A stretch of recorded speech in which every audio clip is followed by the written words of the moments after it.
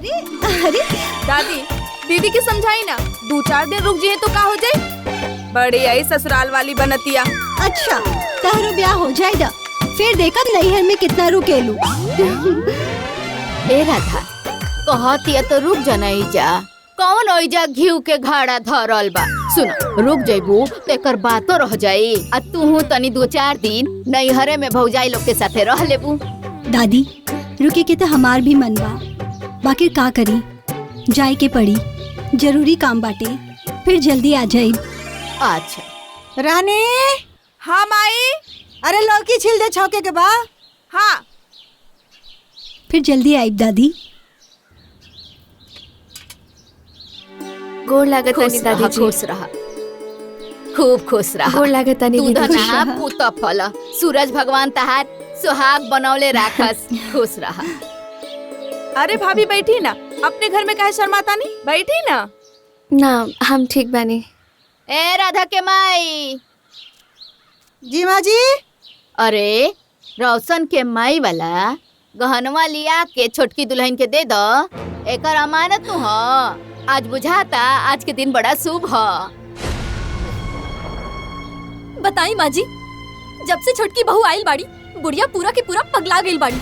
कैसे गहनवा गहनवा हल्ला कैले बिया। अरे गहनवा ओकरा पास रहे चाहे हमनी के पास, का फर्क पड़ी।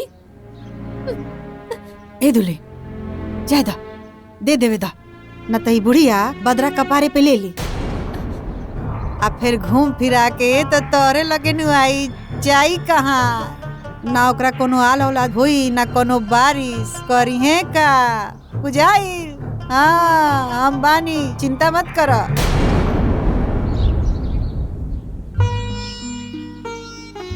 दादी रहे दी ना, हमरा के जब जरूरत होगी तब हम अम्मा जी से ले लेब।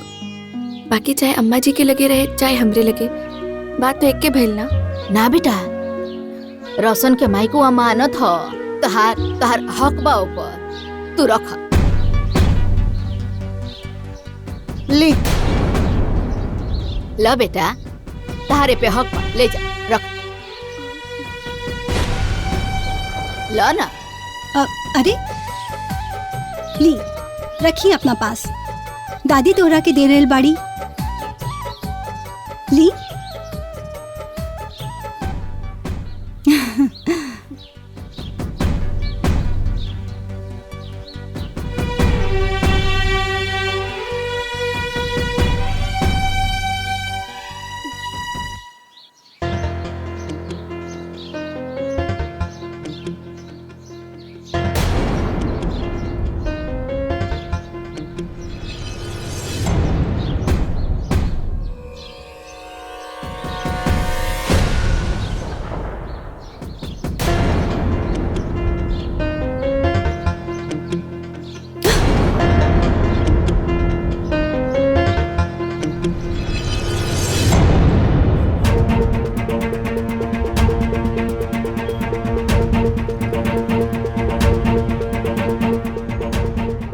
डॉक्टर साहब, सब रिपोर्ट ठीक बा ना? नहीं, रिपोर्ट तो ठीक नहीं है। गलत खान पान की वजह से इनका यूट्रस खराब हो चुका है। डॉक्टर साहब का मतलब कि कोई एक ऐसी चीज जिसका लगातार इन्होंने सेवन किया, जिसकी वजह से इनकी बच्चेदानी खराब हो चुकी है। अब ये कभी मां नहीं बन सकती।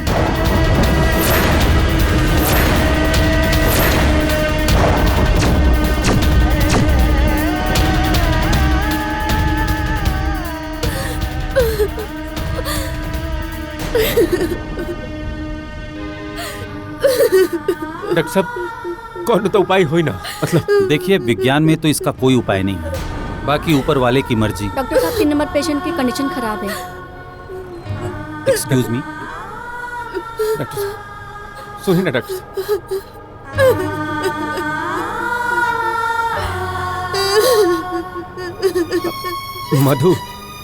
मधु चुप हो जाए,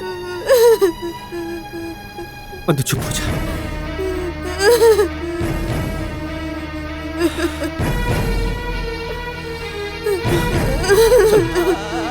चलो उठा।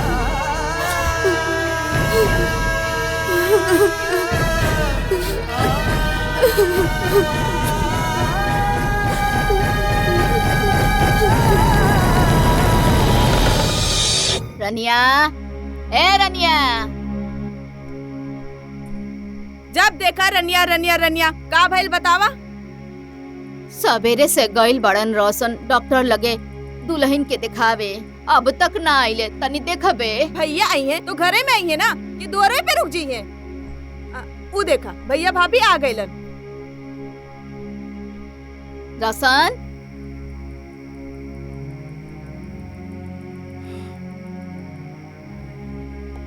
दुल्हन का भइल बा हो? काहे रोतारू? का भइल भाभी? का कहला सा डॉक्टर?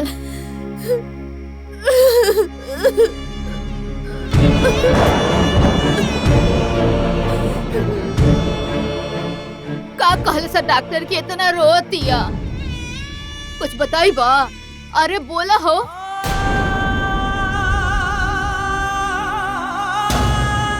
डॉक्टर साहब कहलन कि मधु कभी माई ना बन सके। का?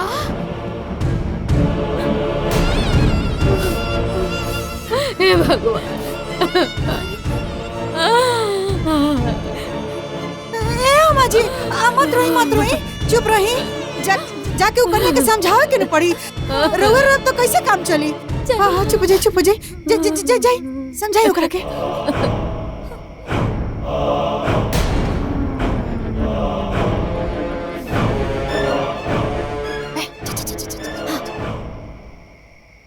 हे माई, बचपन से लेके आज तक राउर हम पूजा कहीं भक्ति कहीं रउआ ओकरा बदला हमरा के ई देनी। अरे हम ऐसा कौन पाप कर देले रहने की रउआ हमरा के 5 बना देनी। काहे कहीं माई रउआ हमरा साथे ऐसा काहे कहीं ऐसा का भूल हो गइल रहे? ऐसा का भूल हो गइल रहे बताई।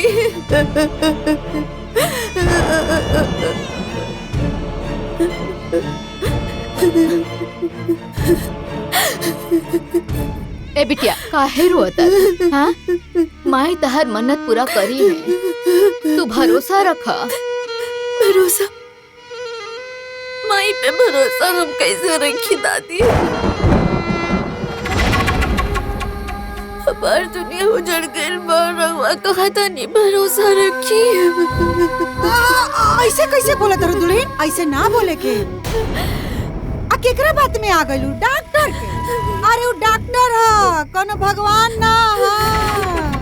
अरे हाँ, अम्मा जी एकदम सही कहा तारी। तू चिंता मत कर मधु, हमनी केहू बड़का डॉक्टर से दिखाए। हाँ। मत रोआ बिटिया, मत रोआ, माई पे भरोसा रखा।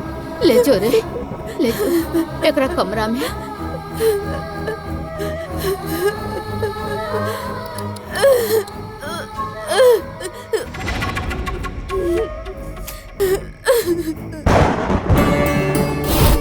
नारायण नारायण। प्रणाम माते। माते, ये सब क्या हो रहा है माते? मुझसे ये सब देखा नहीं जा रहा है माते। आपका ही तो कहना था, किसी की नीयत से नियति नहीं बदलती, परंतु यहाँ तो सब कुछ उल्टा हो रहा है माते। नारायण नारायण। अब आप क्या करेंगी माते? धैर्य रखिए देव ऋषि नारद, आप बस देखते जाइए।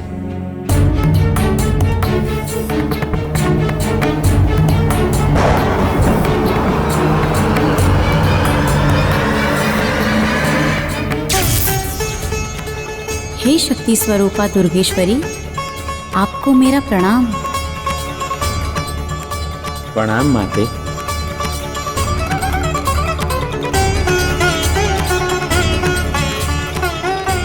हे आदिशक्ति, आपने किस प्रयोजन से मुझे याद किया?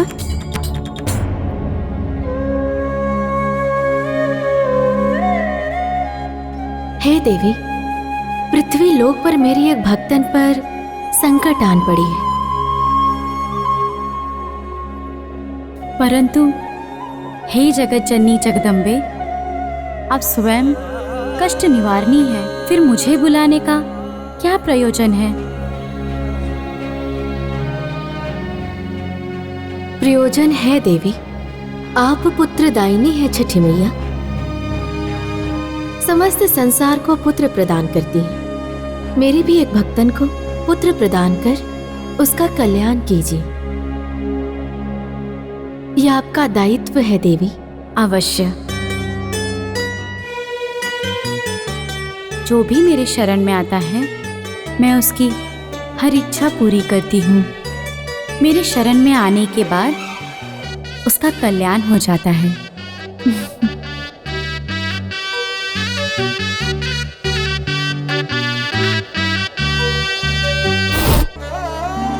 नारायण नारायण।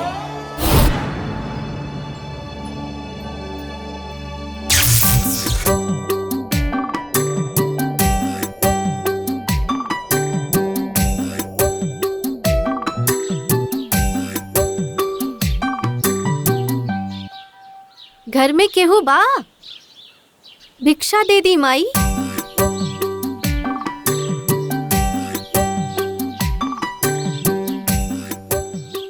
घर में केहू बा? माई कल्याण करिए, भिक्षा दे दी। अरे हम तो खुदे परेशान बानी, तहार परेशानी का हम दूर करे? जा कोनो दूसर दुआर देख। भिक्षा दे दी माँ जी, कोई परेशानी दूर हो जाए। हमके सब पता बा। न तोहू के गोद सोनी बा। सही कहता नी ना? हमार झोली आपन न तोहू से भरवा दा, माँ ओकर गोद भर दी है। अच्छा चला आवा भीतर चला।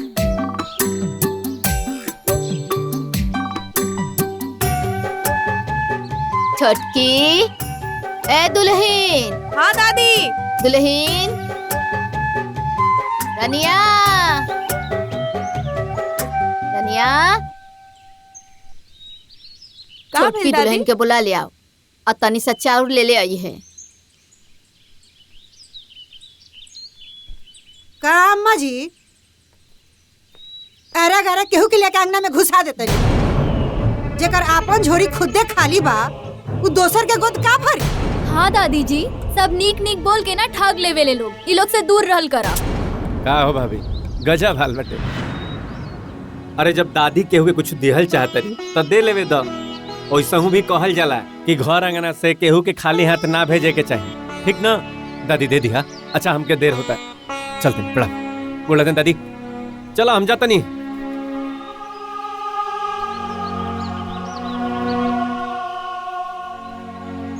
इनका झोली भर दा, इनका आशीर्वाद से तहार झोली भर जाई। जी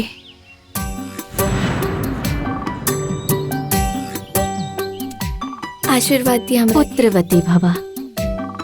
हमार बात ध्यान से सुना। छठ मैया के शरण में जा और उनकर व्रत उठावा। पूरी श्रद्धा भक्ति से छठी माता की पूजा करा, उनकर कृपा जरूर होई। छठ के कार्तिक और चैत्र के दोनों छठ के व्रत करिया, तुहार गोदी माई जरूर भरी है। हाँ हाँ काहे ना, आपन काम तो हो गइल नु। झूठ सच बोल के काम हो गइल। अब जाई जाके दूसरा के ठग।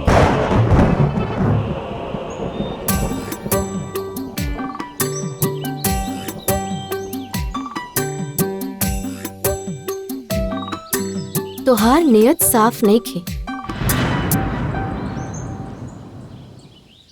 यही से तुहार बेटी के गोद आज भी सुना। दो दो बेर गर्भ होकर भी खराब हो गया। जानती हो क्यों? क्योंकि माता पिता का करने का फल उसके संतान को भुगतना पड़ता है, और तुम्हारे करने का फल तुम्हारी बेटी भुगत रही है। समय बा, सुधर जा। भैया माफ कर दी, हमरा से बहुत बड़ी गलती हो गई। भैया रुआ बहुत बड़का ज्ञानी बनी, कोनो उपाय बताई कि हमरो बेटी के गोदी में एगो लड़का हो जाए, हमरो बेटी माई बन जाए।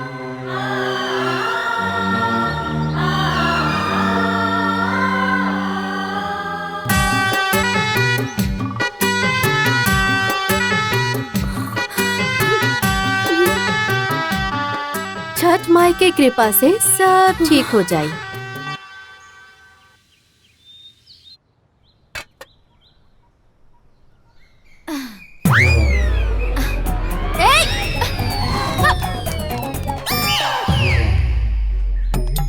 बहुत बदमाश लड़का बसन, सब भुजवा ही खा गईले। अब लागत है कि पानी है पी के रहे के पड़ी। जय हो जजमान, जय हो। अरे दामोदर जी बाड़न का हमके उनसे मिले। पंडित जी जान बचा ली हमार। का भइल जजमान? अरे जब से प्रयागराज में संतान प्राप्ति खातिर दिया जलैले बानी, तब से बच्चन के लाइन लग गई पंडित जी। अरे त दुइये ठुनबा। तू गो हाउ देखी। ये सब राउर बा? ना त का भाड़ा पर लेके आइल बानी। हे पंडित जी कुछ उपाय निकाली, ना तो हम ना जियब। ठीक बा। जजमान कहाँ बाड़न? जजमान उहे दिया खोजे गइल बाड़न। पंडित जी कुछ मंत्र मार के दिया बुताए के काम करी।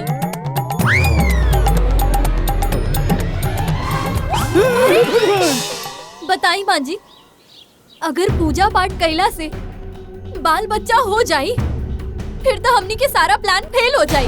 और वैसे भी उस सन्यासिनी ना हमरा बहुत जानकार लागतिया। हमरा के बहुत डर लागता, अगर छोटकी के बाल बच्चा हो जाई तो का होई?